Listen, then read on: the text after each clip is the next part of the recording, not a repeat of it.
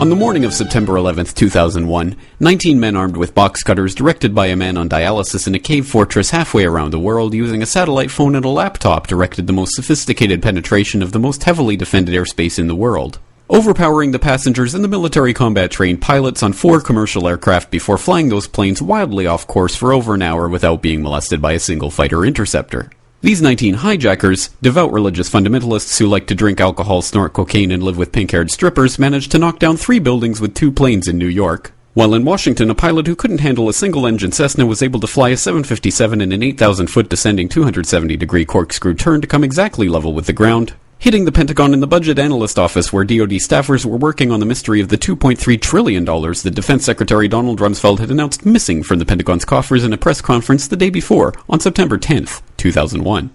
Luckily, the news anchors knew who did it within minutes. Osama bin Laden. The pundits knew within hours. Osama bin Laden. The administration knew within the day. Terrorists who committed these acts and those who harbor them. And the evidence literally fell into the FBI's lap. That a hijacker's passport was found blocks from the World Trade Center crash site, if you can believe that.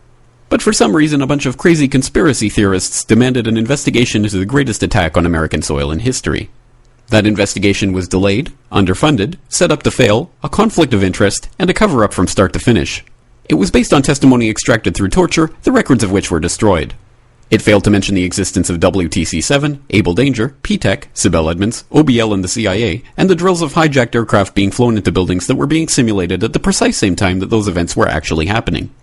It was lied to by the Pentagon, the CIA, the Bush administration, and as for Bush and Cheney, well, no one knows what they told it because they testified in secret, off the record, not under oath, and behind closed doors. It didn't bother to look at who funded the attacks because that question is ultimately of little practical significance. Still, the 9/11 Commission did brilliantly answering all of the questions the public had, except most of the victims' family members' questions, and pinned blame on all the people responsible, although no one so much as lost their job, determining the attacks were failure of imagination. Because nobody in our government, at least, and I don't think the prior government that could envision flying airplanes into buildings. Except the Pentagon, FEMA, NORAD, and the NRO. The DIA destroyed 2.5 terabytes of data on Able Danger, but that's okay because it probably wasn't important.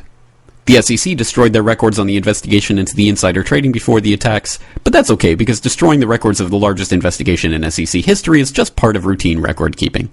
NIST has classified the data that they used for their model of WTC-7's collapse, but that's okay because knowing how they made their model of the collapse would jeopardize public safety.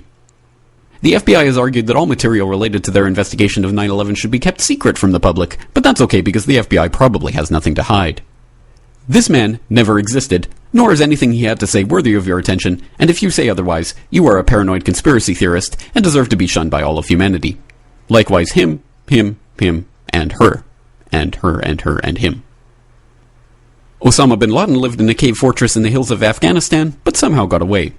Then he was hiding out in Tora Bora, but somehow got away. Then he lived in Abbottabad for years, taunting the most comprehensive intelligence dragnet employing the most sophisticated technology in the history of the world for a decade, releasing video after video with complete impunity and getting younger and younger as he did so, before finally being found in a daring SEAL team raid which wasn't recorded on video, in which he didn't resist or use his wife as a human shield, and in which these crack special forces operatives panicked and killed this unarmed man, supposedly the best source of intelligence about those dastardly terrorists on the entire planet.